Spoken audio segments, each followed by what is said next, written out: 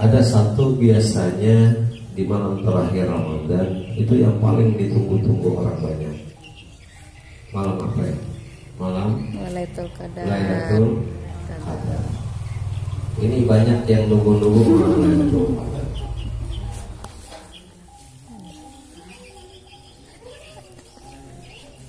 Malam Lailatul Qadar.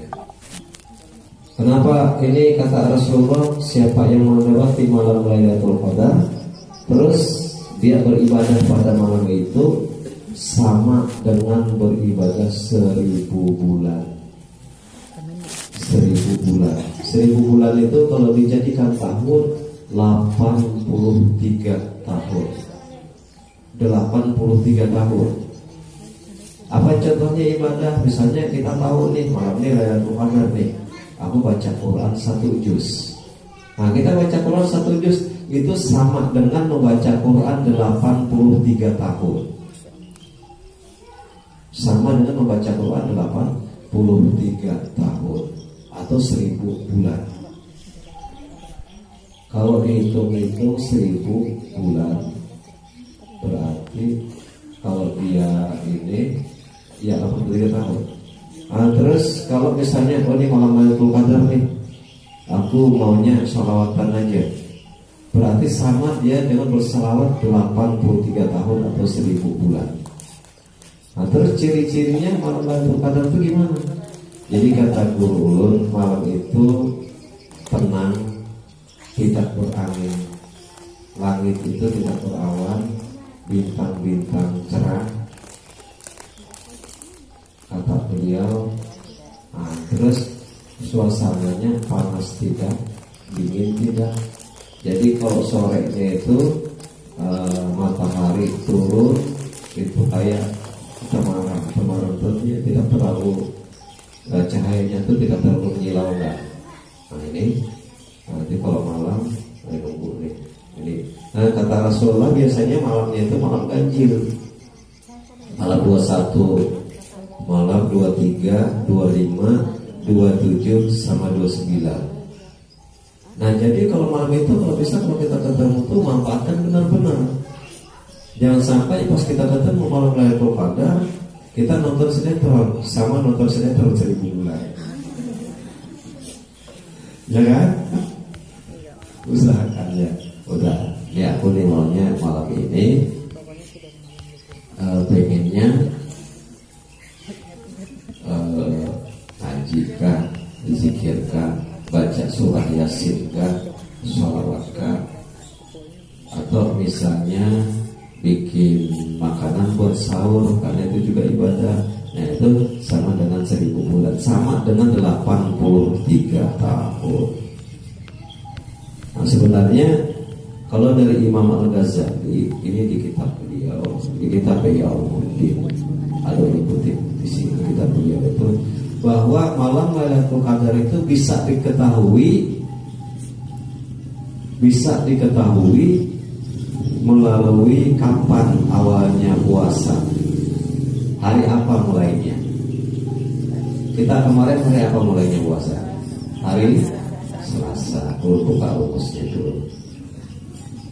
Jadi kata Imam Al-Ghazali, jika awalnya jatuh pada hari Selasa atau Jumat, jika awalnya jatuh pada hari puasa, maka Lailatul Qadar itu pada malam ke-27. Ini udah dibuka rahasianya nih. Jadi siap-siap malam 27. Mau ngapain malam 27? Ya, terserah. Yang penting waktu itu kita gunakan benar-benar. Kalau misalnya bisanya baca surah Yasin, kalau bisa ini misalnya tarawih, ya tarawih, habis tarawih kalau misalnya baca Quran silahkan. Nah jangan nanti habis tarawih mampir dulu sama teman-teman, ya kan? Entah duduk di mana, cerita-cerita, nanti sama saja menggibah 1000 bulan. Ya, karena malam Lailatul Qadar itu kata Rasul itu sama dengan beribadah 1000 bulan, sama dengan 83 tahun. Ya, nah itu usahakan. Jadi kalau jatuhnya kata Imam Al-Ghazali pada awalnya puasa itu hari Selasa, maka Lailatul Qadar itu pada malam ke-27. Dan ini dibuktikan oleh Syekh Abdul Hasan As-Sajaliyah. Syekh Abdul Hasan As-Sajaliyah ini seorang kekasih Allah juga, wali kutub juga beliau. Kata beliau, semenjak saya menginjak usia dewasa, Lailatul Qadar tidak pernah meleset dari jadwal yang dipasang oleh Imam Al-Ghazali tersebut. Nah, jadi kalau beliau di sini memulainya gini: jika awal jatuhnya pada hari Senin, maka malam Lailatul Qadar itu pada malam 21. Kalau jatuhnya pada malam Sabtu, maka itu malam 23. Jika awalnya pada hari Kamis, maka Lailatul Qadar itu malam 25. Jika awalnya pada hari Selasa atau Jumat, maka jatuhnya malam 27. Tapi insya Allah bagi di grup nanti. Insya Allah bagi nanti grup. Jika awalnya jatuh pada hari Ahad atau Rabu, maka malam 29. Jadi kalau malam 27 itu kata guru ulun, bagi orang-orang yang diizinkan melihat kasam, itu langit itu cerah, cuma cerahnya itu nggak cerah kayak biasanya, karena itu ribuan malaikat turun menyaksikan orang-orang yang beribadah malam itu. Ribuan malaikat, jadi seolah-olah kayak tertutup, kayak cerah tapi kayak temaram cerahnya.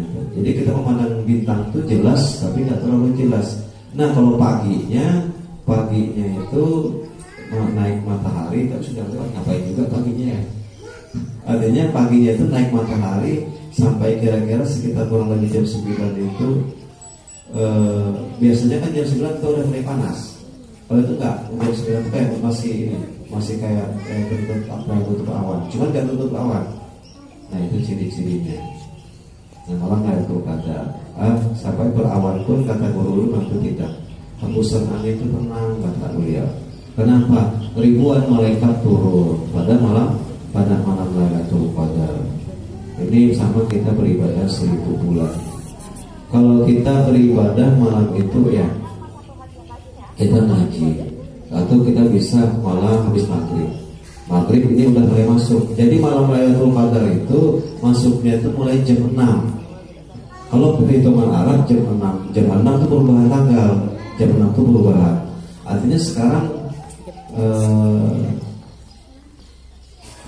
tadi malam apa tadi?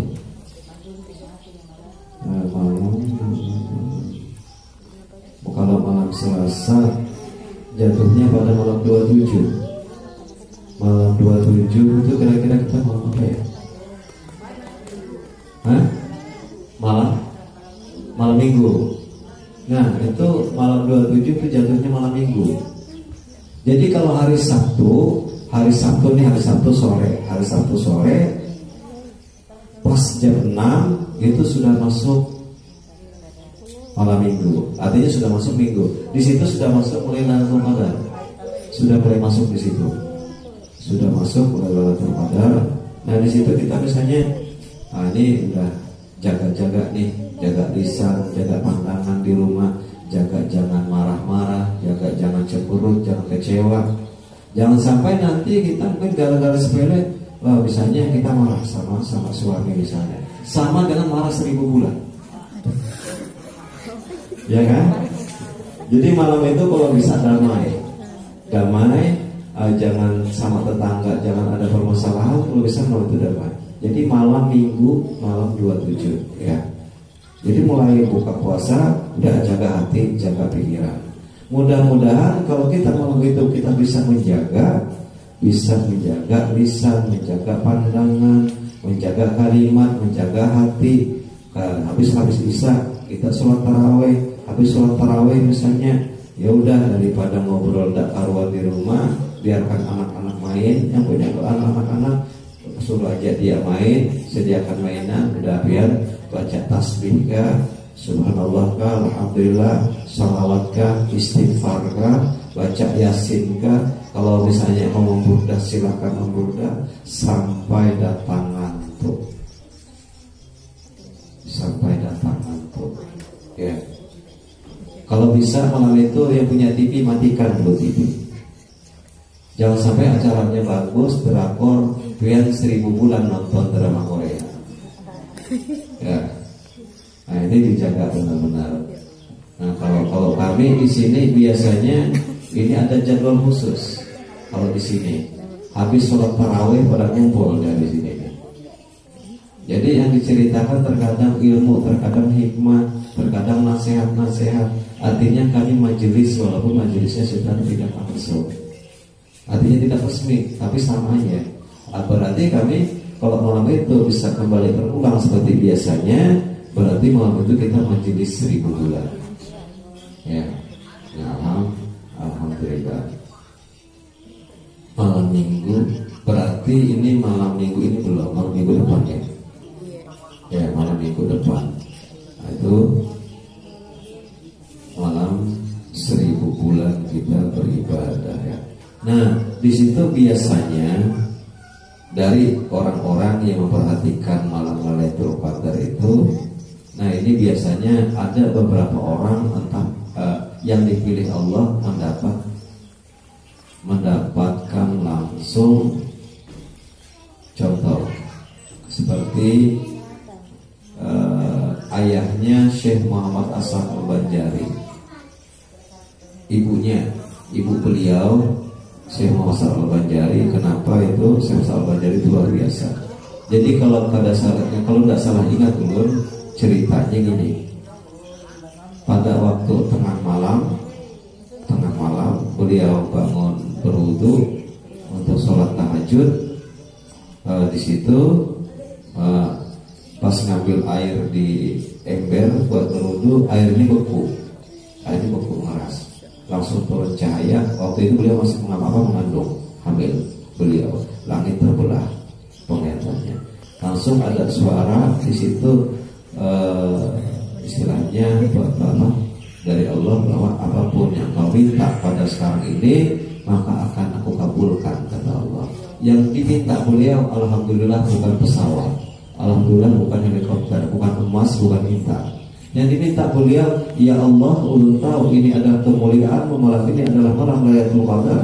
Hamba minta 7 turunanku kekasih Allah semua. Ini sampai ke alam kumpul.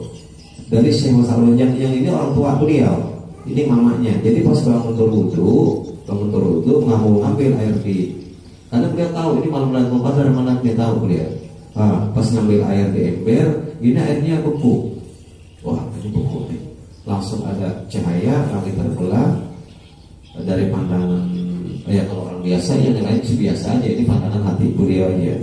Langsung mendengar suara, apapun yang kau minta pada hari ini, pada malam ini, karena malam ini adalah malam kemuliaan, maka akan aku kabulkan. Waktu itu posisi beliau hamil Syekh Muhammad Al-Banjari. Jadi beliau ngomong gini, ya Allah, hamba meminta 7 turunanku mulai yang di kandungan ini adalah kekasih Allah semua. Jadi Syekh Muhammad Al-Banjari terus ke bawah wali semua sampai abad bersekupul yang ke-7. Abad bersekupul yang terakhir dari Syekh Muhammad Al-Banjari ke yang dari permintaannya itu putuskah? Tidak, karena abad bersekupul minta lagi. Malah minta lagi 7 turunanku lagi ke bawah. Nah, jadi kalau malam itu misalnya mengalami hal kejadian yang di luar akal kebanyakan orang, kalau disuruh ada, biasanya itu kita dikasih permintaan apa yang kita mau. Mikirnya jangan yang macam-macam. Oh, kalau siapa tahu pas malam masih kasih mikir di rumahku apa diperbaiki nih, misalnya lihat lagi lantai, ini semuanya udah pada bocor ya. Wah, langsung misalnya atap kebuka, langit kelihatan, turun cahaya. Apa yang kau minta, mudah-mudahan rumahku bagus ya, itu akan dikabulkan. Cuman yang jadi masalah ini cuma di kehidupan sini gitu loh ya kan, cuma di kehidupan sini. Ini banyak kejadian. Terus ada juga di Banjarmasin dulu, belum ingat, itu sekitar masih bilang ada, ini sekarang 2000, berarti sekitar 2020.